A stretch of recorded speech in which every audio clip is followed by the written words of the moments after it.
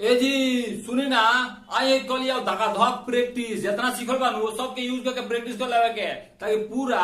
Brain में घुस जाओ, ताकि धका धक मुंह से निकले। अब देखिए आज के सिचुएशन का बा, हमने आंख के सामने प्रेजेंट टाइम में कुछ हो रहा बा जो कंटिन्यू बाटे, ऊपर एगो बेस सेंटेंस लिया और ओकरे के पीस के पी जाए के, और अब यही पर आगे और पीछे रिप्लेस कर कुछ भी बोला जा सकता। देखिए हम खाना खाता नहीं, और चाहे हम खा रहल बानी, वैसा सिचुएशन। तो एकरा खातिर आई के साथ एम